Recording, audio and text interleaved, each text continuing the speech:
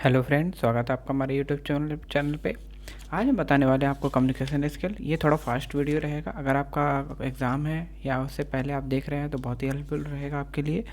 तो अपन जान लेते हैं कम्युनिकेशन स्किल क्या होती है।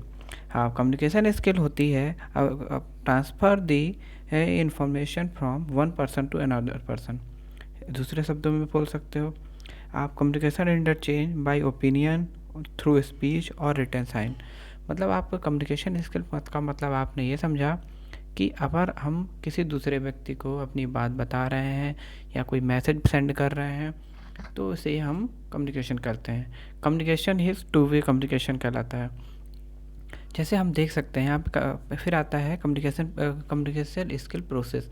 इसका क्या होता है? सबसे पहले होता है सेंडर जो मैसेज सेंड कर रहा है, उसके बाद में रिसीवर जो मैसेज रिसीव कर रहा है। अब इसमें जैसे हम ये देख सकते हैं, सबसे पहले आया इसमें सेंडर। तो सेंडर ने मैसेज सेंड किया और वो किसी कोड मैसेज में चेंज हुआ।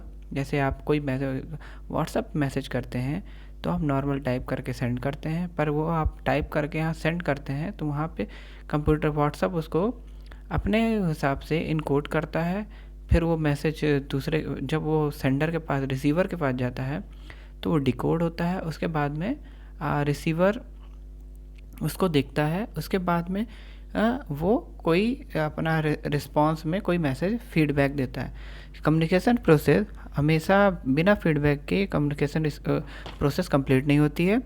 अगर इसमें वन वे कम्युनिकेशन है तो ये पूरा कम्युनिकेशन प्रोसेस कंप्लीट नहीं माना जाता है। जब तक इसमें फीडबैक नहीं आ जाए, जब सामने वाले का रिस्पॉन्स ना आ जाए, तब तक आप ये नहीं कह सकते कि आपका कम्युनिकेशन कंप्लीट हुआ है।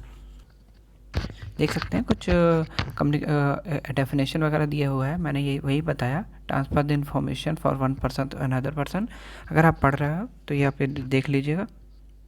अब हम जान लेते हैं कि इसकी क्या विशेषताएं क्या है। कम्युनिकेशन इसमें बगैर किसी साधन के या फिर कोई संचार के आप इसमें आप जैसे आप किसी एक व्यक्ति दूसरे व्यक्ति को बोल रहा है तो उसके लिए वो नॉइस बोल रहा है, मतलब आपकी वॉइस यूज हो रही है, तो ये उसका करेक्टरिस्टिक्स है, मतलब उसकी गुण है। आप मतलब बिना बोले आप उसको कम्युनिकेट नहीं कर सकते। Communication is the continue process होती है। ये टू वे ट्रैफिक होता है। एक यहाँ से सेंड कर रहा हो तो वहाँ से आप रिसीव होएगा।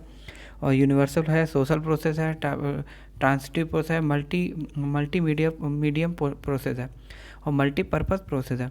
तो आपने जान लिया कितने इसकी क्या विशेषताएं होती है। अब हम जान लेते हैं कितने टाइप के कम्युनिकेशन फॉर्म होते हैं। तो हम इसके देख लेते हैं। सबसे पहले आप इसके 4 फॉर्म होते हैं। आप ध्यान से देखिए यहाँ पे। सबसे पहला दिया हुआ है रिटन कम्युनिकेशन। रिटन कम्युनिकेशन वो होता है जो हम जिसमें वर्ड का यूज होता है और हम जो लिखते हैं, लेटर राइटिंग, एप्लीकेशन, ये सब रिटन कम्युनिकेशन कहलाता है। ओरल कम्युनिकेशन जो अब हम देख के, मतलब जो अपन मीटिंग करते हैं या कुछ भी करते हैं जो देख के होती है, टीवी हो गया, तो ये हो जाता है ओरल कम्युनिकेशन। और विजुअल कम्युनिकेशन जो हम क्या बोलते हैं, आप देख के करते हैं। जैसे पोस्टर देखे आपने, मूवी के पोस्टर देखा और स्लाइड देखी, तो ये विजुअल कम्युनिकेशन हो गया। और ऑडियो विजुअल क्या हो गया, जैसे आप कोई मूवी देखते हैं वो ऑडियो और विजुअल दोनों चल रहा है, तो ऑडियो विजुअल कम्युनिकेशन कहला जाता है। मेरा मकसद रहेगा कि आपको ये कम शॉर्ट वीडियो में आपको बहुत सारी नॉलेज आपको मिल जाए कम्युनिकेशन के बारे में। अब आप इसके ब्लॉक डायग्राम देख लेते हैं। टाइप्स कितने प्रकार के होते हैं? एक verbal communication, non verbal communication और basic of the direction. Direction का हम बाद में पढ़ेंगे। सबसे पहले देख लेते हैं वर्बल। हाँ, वर्बल हम देख चुके हैं। एक ओरल कम्युनिकेशन होता है और रिटन कम्युनिकेशन। वर्बल मतलब ये हुआ जो आप जहाँ पे वर्डों का यूज कर रहे हो, तो वहाँ पे जैसे आप लिखने पे भी और बोलने पे भी दोनों वो वर्डों को यूज कर रहे हो, तो वहाँ वर्बल कम्युनिकेशन हो गया। नॉन वर्बल कम्युनिकेशन वो होता है जैसे कि अब जैसे आप यहाँ पे देख सकते हैं, साइन लैंग्वेज हो गया, पैरा लैंग्वेज हो गया, बॉडी लैंग्वेज हो गया, और ये सब ऑल्सो ऑन। अब क्या, जैसे साइन लैंग्वेज में विजुअल साइन, ऑडियो साइन, मतलब आप जहाँ पे आप नॉन वर्बल हो गया जहाँ पे आप वर्डों का यूज नहीं करते। जैसे आप एक्सप्रेस देख सकते हैं एक बॉडी लैंग्वेज, जैसे कि आप किसी कोई इंटरव्यूअर आपको, आप इंटरव्यू देने गए तो आप सबसे पहले देखिएगा आप कैसा कपड़े पहने हुए हैं, वो सब तो ठीक है, आपको जज करेगा। उसके बाद में आप बोलते टाइम कुछ हिचकिचा तो नहीं रहे हो और आप कॉन्फिडेंस हो। और अगर आप थोड़ा बॉडी लैंग्वेज और फेशियल एक्सप्रेशन देखिएगा आपका, तो ये सब बॉडी लैंग्वेज में आ जाता है। और ऊपर आप उसके बाद में आप बाकी दूसरे भी हैं, टाइप हैं, तो मैं आपको आगे बताता हूँ। अब सबसे पहले हम देख लेते हैं वर्बल कम्युनिकेशन होता है। वर्बल में क्या हो रहा है, ओरल कम्युनिकेशन हो गया और वॉइस मेल वगैरह होता है। अब जैसे मान लें वर्बल वर्बल अब हम ये खोले हुए हैं ओरल कम्युनिकेशन। अब देखते हैं अपन ओरल कम्युनिकेशन। ओरल कम्युनिकेशन ये होता है कि ये वर्बल कम्युनिकेशन का ही पार्ट है, आप ऐसे लिख सकते हैं। और राइटिंग वाला अपन ऐसे राइटिंग वगैरह होता है, ये सब लेटर राइटिंग होता है, वो रिटन कम्युनिकेशन होता है। अब सबसे पहले हम देख लेते हैं टाइप्स ऑफ ओरल कम्युनिकेशन। तो इसमें क्या आता है, फेस टू फेस टॉक, जैसे अपन हम किसी फेस टू फेस बात कर रहे हैं, दो फ्रेंड एक साथ एक दूसरे से बात कर रहे हैं, तो वो कहलाता है फेस टू फेस टॉक। और टेलीफोनिक टॉक क्या कहलाता है, टेलीफोनिक में क्या होता है, जैसे आप पेजर मोबाइल और जो जिससे भी आप करते हैं, बात करके करते हैं, वो होता है टेलीफोनिक। लेक्चर, जैसे मान ले मैंने ये लेक्चर ले रहा हूँ, तो लेक्चर ले रहा हूँ तो आपको मैं आपको सुना रहा हूँ और आप सुन रहे हो, और ये लेक्चर मतलब पूरा मैं बता दिया आपको। उसके बाद में आप नीचे कमेंट कर रहे हो, ये फीडबैक होता है उसका। और सोशल गारंटर हो गया, कॉन्फ्रेंस हो गया। कॉन्फ्रेंस जैसे आप किसी कोई बड़ी कॉन्फ्रेंस पे गए, वहाँ पे आपको एक लेक्चर देना पड़ेगा या कुछ आपको स्पीच देनी पड़ेगी, ये सब उसी में आता है। जॉइंट मेल, जैसे अभी सबसे विजुअल कम्युनिकेशन था, ऑडियो कम्युनिकेशन था, सब कुछ इसमें आता है। तो आप इसके टाइप लिख सकते हैं। अगर आप कहीं अगर आपका कल पेपर है, तो मैं आपको जल्दी जल्दी पढ़ाने की कोशिश कर रहा हूँ। अब जान लेते हैं इसकी विशेषता क्या होती है ओरल कम्युनिकेशन का। क्या होती है, ये बहुत सरल है, क्विक है, स्पीक और कहने में ध्यान से पूर्वक देखा जाता है, इजी अंडरस्टैंडिंग है। हाँ, इमरजेंसी नहीं, जैसे मान लीजिए आपको किसी को बुलाना है या वहाँ कॉल करना है, तो आप फ़ोन करके तुरंत बुला सकते हैं, है ना। इजी टू इमरजेंसी नीड है, और फ्लेक्सिबल है, इकोनॉमिकल है, जैसे और ग्रुप्स कम्युनिकेशन है। तो जैसे कोई फ़ायदे हैं तो कोई नुकसान भी होते हैं। तो जैसे ये थोड़ा कभी कभी महंगा हो जाता है, समय की हानि हो जाती है। कभी कभी आप बातें करते करते जा रहे हो, आप काम की बातें नहीं कर रहे हो, आपका टाइम बर्बाद चला जाता है। कभी कभी ये प्रभावी नहीं होता है, फिजिकल डिस्टेंस, कभी बातें किए जा रहे हो पर आपका मन नहीं कर रहा है। पुअर पुअर फिर आगे चलते हैं अपन, लैक ऑफ रिस्पॉन्सिबिलिटी, इसके कई सारे हैं, आप लिख सकते हो, अपने से बना कर भी लिख सकते हो। अब चलते हैं आगे। सेकंड आता है रिटन कम्युनिकेशन। रिटन कम्युनिकेशन मतलब आप जो लिख के करते हो, जैसे आप सबसे पहला एग्जांपल आप लिख सकते हो लेटर राइटिंग, अप्लीकेशन। तो उसके बाद में भी जैसे खूब सारे यहाँ पे दिया है, मैं तो उसके बताता जाता हूँ। रिपोर्ट्स, आप किसी को रिपोर्ट के द्वारा, मैगजीन पढ़ते हैं तो मैगजीन, वो आपको पेपर, न्यूज़पेपर हो गया, एग्रीमेंट, पिक्चर डायग्राम जो देखते हैं, है ना, ग्राफिकल रिप्रेजेंटेशन, ये सब होता है रिटन कम्युनिकेशन। तो ये हो गया रिटन कम्युनिकेशन। अब आते हैं नॉन वर्बल। वो नॉन वर्बल में सबसे पहले होता है, आप साइन लैंग्वेज बोल रहे हो या फिर आप अपनी बॉडी जैसे हाथों के मूवमेंट से आपका, ये साइन लैंग्वेज का सबसे बढ़िया एग्जांपल है। कोई गूंगा व्यक्ति है तो वो अगर नहीं बोल पाता तो अपने साइन लैंग्वेज के द्वारा आपको अंडरस्टैंड करा देता है। तो उसको आप visual communication, non verbal communication बोलते हैं। एक भी बार उसने बोला नहीं। जैसे आप सबसे पहला एग्जांपल देख सकते हैं, अगर आपको आपने कोई गेम खेला होगा जिसमें आप उनके द्वारा, अपने एक्सप्रेशन के द्वारा ये सब बता के सामने वाले को गाना प्रेडिक्ट करने बोलते हैं, सबसे बढ़िया एग्जांपल है, आप वो देख सकते हैं। अब इसमें देख सकते हैं नेक्स्ट आता है बॉडी लैंग्वेज।